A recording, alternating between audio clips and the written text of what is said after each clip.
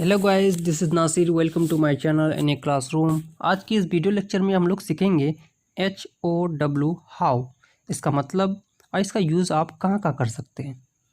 तो हाउ का हिंदी मतलब होता है कैसे या फिर किस तरह। जैसे एक सेंटेंस लेता हूँ, हाउ आर यू, यानी आप कैसे हो। इस सेंटेंस को बदल भी सकते हैं, यानी हाउ के बाद इज़ यूज़ कीजिए, इसके बाद किसी का नाम, मम्मी पापा या किसी व्यक्ति का नाम। जैसे हाउ इज़ मम्मी, यानी मम्मी कैसी है। हाउ इज़ फादर, यानी पापा कैसे हैं। इसी तरह से हाउ इज़ योर ब्रदर, आपके भाई कैसे हैं। अगर हाउ के बाद एम लगाएं, जैसे हाउ एम आई, यानी मैं कैसा हूँ। ठीक है, इस तरह से आप इस चीज़ को बना सकते हैं। हाउ का दूसरा मतलब होता है किस तरह। इसको कैसे यूज़ करेंगे, आप किस तरह स्कूल जाते हो, यानी कैसे स्कूल जाते हो, यानी किसके हेल्प से स्कूल जाते हो। How do you go to school, तुम इसे कैसे करते हो, यानी तुम इसे कैसे करते हो। How do you do this, यानी तुम इसे कैसे करते हो। तो व्हाट का हिंदी मतलब होता है क्या, और दूसरा इसका मतलब होता है जो। चलिए देखते हैं कब क्या यूज़ होता है, कब जो यूज़ होता है।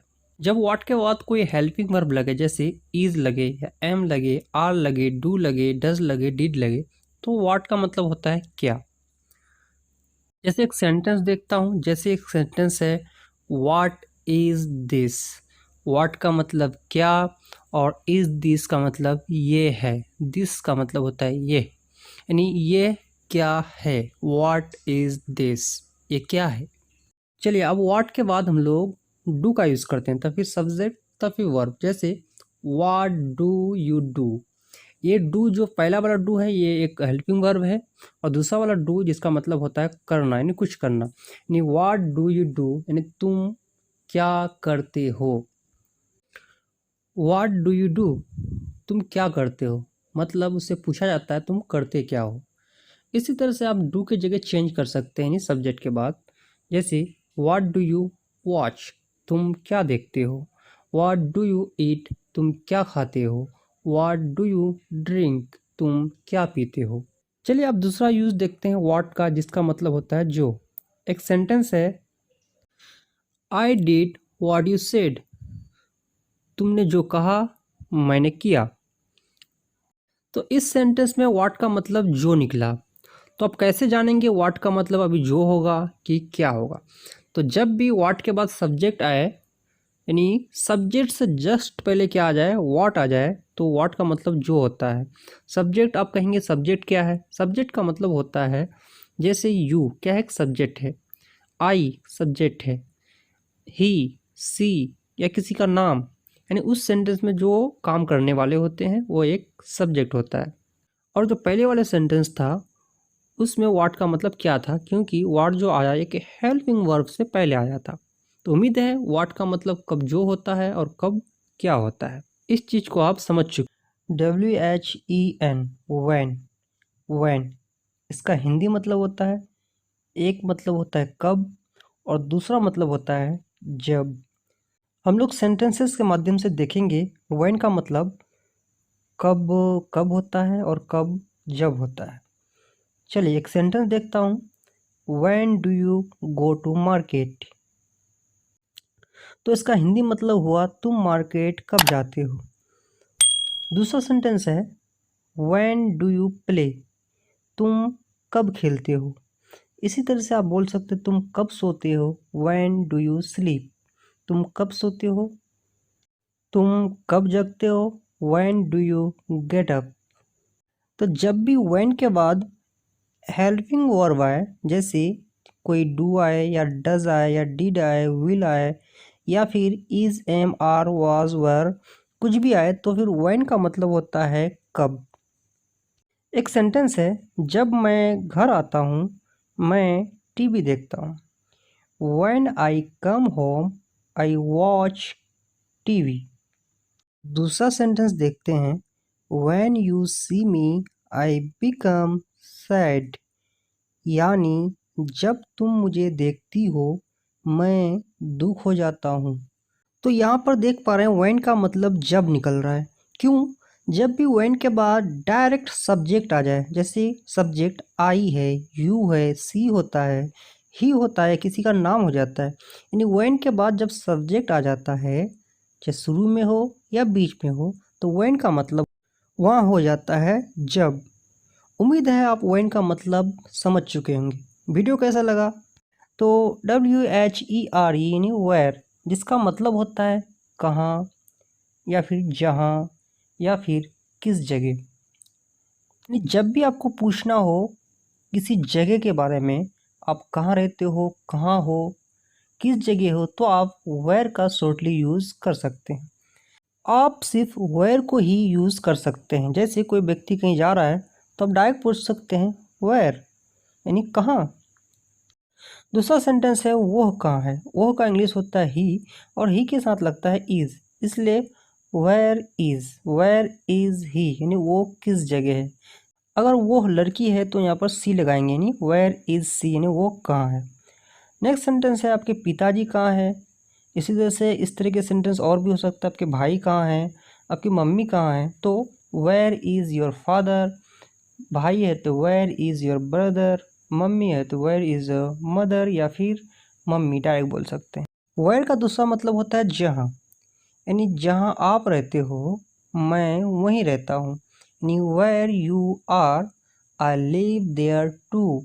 वेयर का यूज़ आप एडवांसली ऐसे कर सकते हैं, वेयर के बाद डू लगाइए, इसके बाद सब्जेक्ट लगाइए, इसके बाद फिर आप लिव लगा दीजिए। लिव का मतलब होता है रहना, यानी वेयर डू यू लिव, यानी तुम कहाँ रहते हो। और इसके बाद कह सकते हैं किसी और का नाम, तो वेयर डज, इसके बाद उसका नाम लगाइए, वेयर डज राम लिव, यानी राम कहाँ रहता है। उम्मीद है आप वेयर का यूज़ कहाँ किया जाता है, कैसे किया जाता है सीख चुके होंगे। WHO हु, जिसका मतलब होता है कौन। यानी जब भी आप किसी के बारे में पूछना चाहते हैं तो बोलते हैं ना कौन, कौन है, कौन आए, तो इसका इंग्लिश होता है हु। जैसे तुम कौन हो, यानी हु आर यू। हु का मतलब कौन, आर का मतलब है या हो, और यू का मतलब आप, यानी तुम कौन हो। मैं कौन हूँ, हु के बाद आपको फिर आई के साथ एम लगता है, इसलिए हु एम आई, यानी मैं कौन हूँ। वो कौन है, इसके लिए आपको हु के बाद इज़ लगाना पड़ेगा, और वो का इंग्लिश होता है ही लड़के के लिए, और सी होता है लड़की के लिए। तो सेंटेंस बनेगा हु इज़ ही, यानी वो कौन है, यानी वो जो लड़का है कौन है। हु इज़ सी, यानी वो कौन है, वो जो लड़की है वो कौन है। हु इज़ दिस, इसका भी यूज़ होता है, या फिर हु इज़ देयर, कौन है, या फिर हु इज़ दिस। जैसे कोई दरवाजे के बाहर खड़ा है और आप पूछ रहे हैं कौन है, तो बोल सकते हैं हु इज़ देयर, कौन है। या फ़ोन में भी कह सकते हैं हु इज़ देयर, कौन है, या फिर हु इज़ दिस, यानी ये कौन है। WHOSE हुज़, हुज़, जिसका हिंदी मतलब होता है किसका या किसकी, जिसका या जिसकी, या फिर जिस किसी का। चलिए इसको सेंटेंस के माध्यम से समझते हैं, तब आपको अच्छे से समझ में आएगा। अक्सर अपने हिंदी सेंटेंसेस में हम लोग बोला करते हैं ये किसकी किताब है, ये किसका घर है। इसी तरह के सेंटेंस को हम लोग बोलते हैं। जैसे यहाँ पर लगाएंगे हुज़ बुक। हुज़ बुक मतलब किसकी किताब। हुज़ मानी किसका या किसकी, बुक यानी हुज़ बुक यानी किसकी किताब। इसी तरह से सेंटेंसेस को हम लोग ऐसे बोल सकते हैं, जैसे हुज़ हाउस यानी किसका घर, हुज़ पेन्स किसका कलम। जो भी सेंटेंस लगाना चाहते हैं हुज़ के बाद लगा दें, यानी जिस चीज़ के बारे में पूछना चाहते हैं ये किसका है किसकी है, हुज़ के बाद उसका इंग्लिश आप लगा दें। तब फिर क्या करना है आपको, इसके बाद इज़ दिस का यूज़ करें, यानी हुज़ बुक इज़ दिस, यानी ये किताब किसकी है, यानी ये किसकी किताब है। इसी तरह से हुज़ हाउस इज़ दिस, यानी ये घर किसका है। इसी तरह से अगर आप बोलना चाहेंगे whose pens pens are this, यहाँ पर आर दिस इसलिए लगाएं, जब एक कलम हो या एक चीज़ हो तो इज़ दिस लगाएंगे, जब एक से ज़्यादा हो तो आर लगाएंगे, और साथ में दिस के जगह दीज का यूज़ करेंगे, यानी हुज पेन्स आर दीज। यानी ये जो कलमें हैं, इतनी सारी कलमें हैं, ये किनके हैं, यानी कौन मालिक है, यानी हुज। अगर आप इसी तरह के सेंटेंस को बना पाएंगे तो मैं 2 सेंटेंस देता हूँ, क्या आप इसको बना सकते हैं। HY वाई, जिसका मतलब होता है क्यों, किस लिए, किस कारण। यानी जब भी आपको किसी से कुछ कारण पूछना हो तो आप वाई बोल सकते हैं। चलिए इसको हम लोग सेंटेंस के माध्यम से समझते हैं। पहला सेंटेंस है why are you here. Why का मतलब क्यों, यानी तुम यहाँ क्यों हो। अगर आपको ये पूछना हो तुम ये क्यों करते हो, यानी why do you do this, यानी तुम ये काम क्यों करते हो। नेक्स्ट सेंटेंस है why do you love me, यानी तुम मुझे प्यार क्यों करते हो। इस चीज़ को चेंज भी कर सकते हैं, डज लगा करके सी भी बोल सकते हैं और मी के जगह चेंज कर सकते हैं, यानी why does she love you, वो तुम्हें प्यार क्यों करती है। पापा तुम्हें प्यार क्यों करते हैं, व्हाई डज पापा लव यू। मैं तुमको प्यार क्यों करता हूँ, why do I love you. तो आप यू के जगह जो भी चेंज करना चाहते हैं, जैसे ही, सी, ईट या किसी का नाम लगाना चाहते हैं तो डू के जगह डज लगाएंगे। इसके बाद मी के जगह भी चेंज कर सकते हैं। तो उम्मीद है आप वाई का मतलब समझ चुके होंगे और इसका यूज आप कहाँ कहाँ कर सकते हैं इसको भी। तो वीडियो अच्छा लगा हो तो प्लीज़ लाइक करें, चैनल पर नए हैं तो सब्सक्राइब जरूर करें। Thanks for watching this video guys, see you next video, take care, bye bye.